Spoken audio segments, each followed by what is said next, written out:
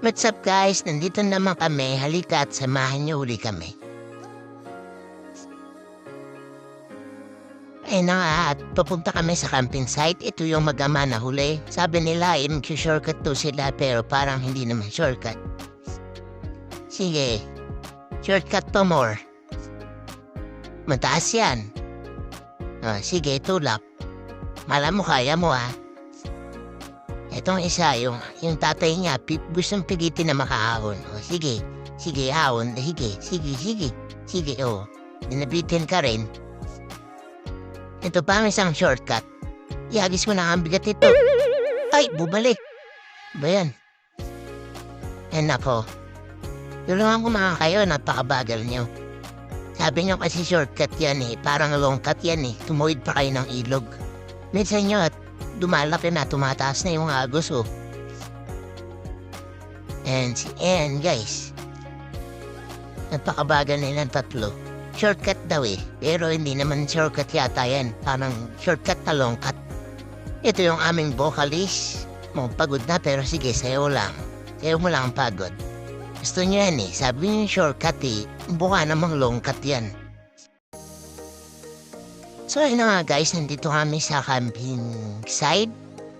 Mag-assemble na kami ng aming tent dahil medyo lumalakas yung hangin at parang uulan. Kailangan na namin assemble at baka maabutan pa kami ng ulan. Kaya una ko na nilatag sa akin tapos naglatag na rin yung iba. Ito nga pala si June, pwede nyo siyang tawagin June. Pero pwede rin June for short. Ayun, inassemble ko na yung dalawang stick na yan na pwede rin gawing pamindip. Sa madali lang siya i-assemble guys. In just 2 minutes or 3 minutes kaya siya i-assemble. Yan, nilatag ko na rin yung bubong kasi papasukin ang ulan yan kapag umulan. So yun, as usual, nauna naman ako mag-assemble at sila nag-assemble pa rin. Yung dalawa namin kasama ay wala pa kasi naplat ang gulong. So, naghanap pa sila ng vulcanizing shop para makarating dito. And guys, makikita nyo nga ang ganda ng view. Tapos malawak din siya. Ayun, hindi pa rin sila nakakabuo hanggang ngayon kasi first time nila mabuo ng tent. Ayan, may nahanap yung masama ko, nawawala yata yung tools niya.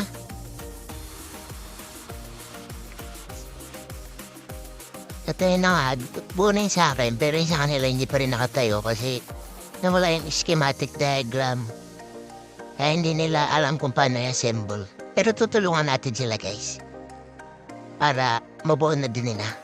So yan, tatlo nga kaming nagtulong-tulong dyan para maibuo kasi hindi nga talaga mabuo dahil medyo mahirap siyang buuhin. Ayun, nahihirapan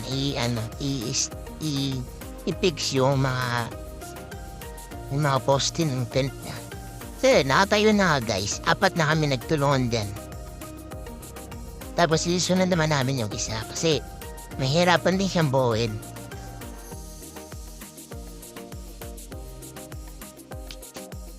So, ito na nga guys, yung setup namin. Nakatayo na yung 3 tent.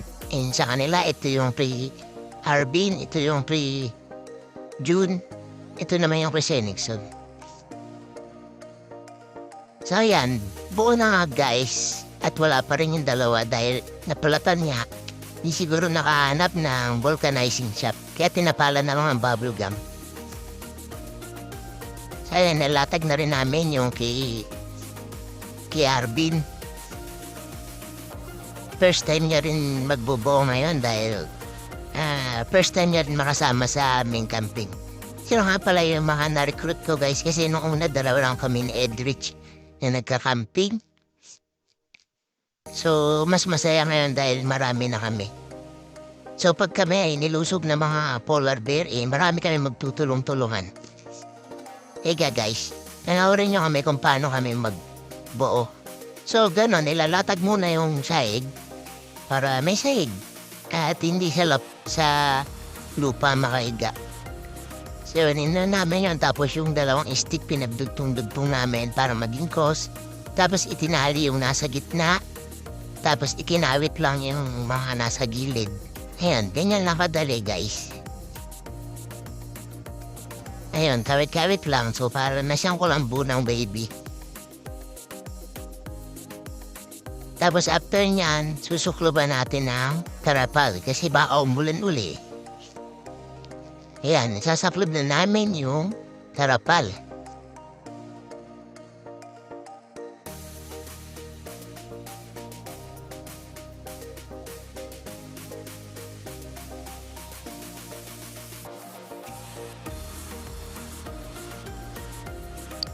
So yun nga guys, binabombahan na niya yung kanyang airbed para lumobo.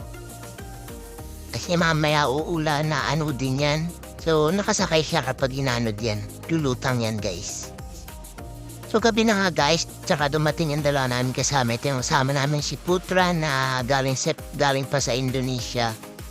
Nagpe-prepare na nga pala kami ng dinner para sa hapunan. Nag-prepare nga rin pala kami ng lechon guys para sa aming dinner. Halika guys, samahan nyo kami at pihitin natin yung lechon. Ito yung aming lechon guys. Lechong kahoy. Ayan, sunog na nga guys. Yung aming lechong kahoy. Ayun lang guys for today's video. Good night, bye bye, see you tomorrow.